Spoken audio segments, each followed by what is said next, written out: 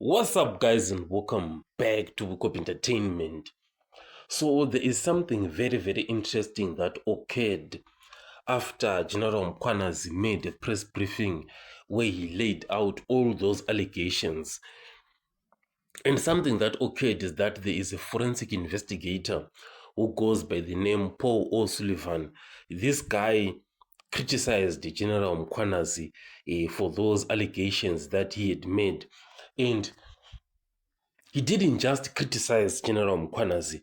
He actually went as far as to say Mkhwanazi should be suspended with immediate effect and a judicial inquiry should actually be set up for his conduct. So basically, Paul O'Sullivan was saying he should be suspended and a commission of inquiry should be set up to investigate General Mkhwanazi himself. So this guy went really viral, and during that time, he was also getting support from Fikile Mbalula and Colin Malaji. But however, with time, something interesting has occurred, and it is that he is basically nowhere to be seen right now. He has just gone into silence, because after that fierce criticism, you would expect him to continue going forward, with whatever that he was saying. But right now, he has just gone silent, he is nowhere to be seen. Most probably, Paul O'Sullivan actually thought that he was going to get support from the public, who were going to back up his claims. But unfortunately for him, nobody stood on his side. In fact, what actually happened is the opposite. People actually attacked him for trying to stop the general from making that press briefing.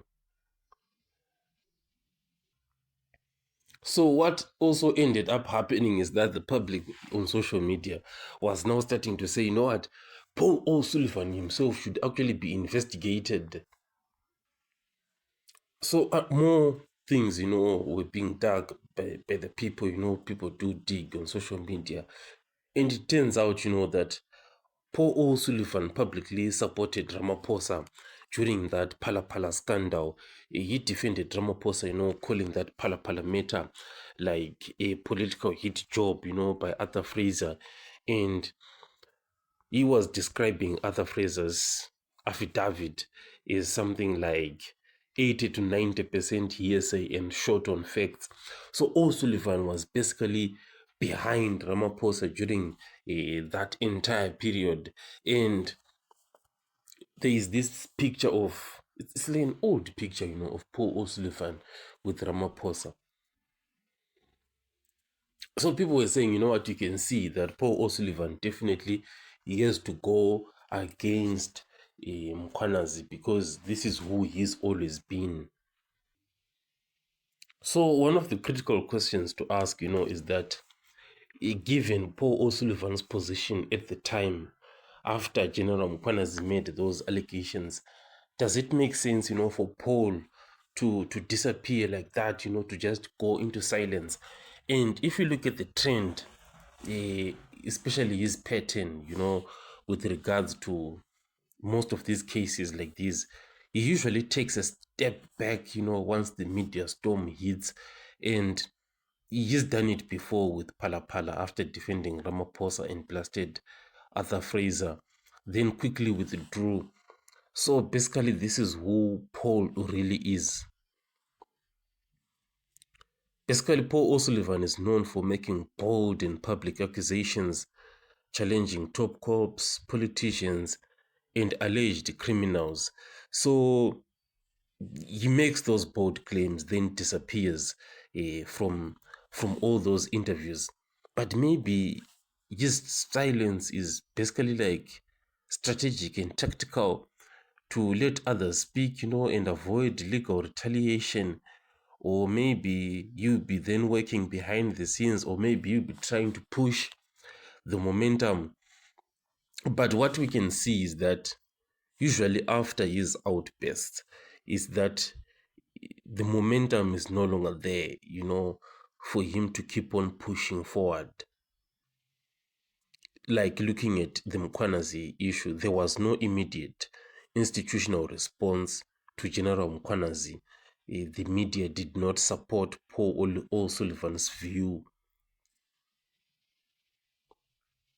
So basically, he quickly realized that he is not going to gain traction without broader support. So going quiet avoids looking like he lost. So personally, I think, I'm more interested in hearing, from Paul O'Sullivan and actually see if he still has, the same position regarding that media briefing. Is he really going to be as explosive as he was before? I doubt there is no way that is going to be like that anymore.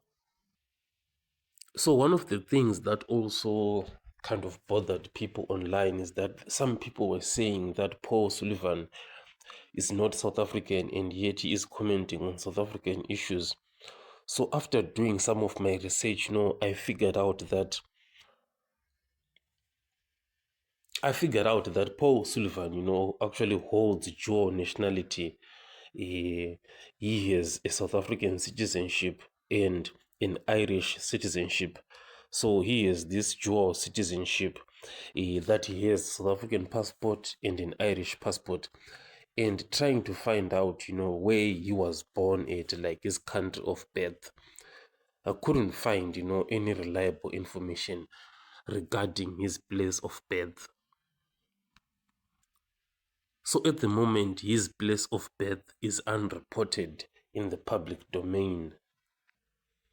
So while just searching, for his citizenship, like, or nationality specifically, where he is from, I found out something interesting with regards to Paul Sullivan. So they are saying, this guy was arrested in April 2016 at Otambo International Airport in Johannesburg for traveling on his Irish passport despite being a South African citizen.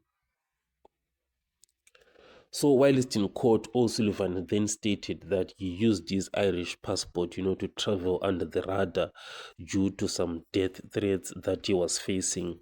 But however, he admitted, to holding both a South African and an Irish passport, but argued, that he only used his foreign passport to protect himself, but not to flee. So it's something interesting with regards to Paul Sullivan. So these are like something that I found that is verifiable. So at the same time, social media was also adding on some spices regarding to Paul Sullivan's behavior. They were saying this guy used it to abuse his wife.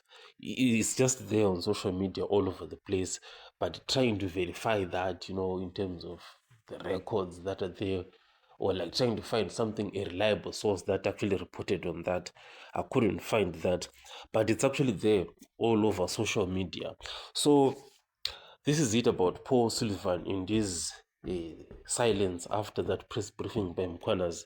I'll catch you guys on the next one.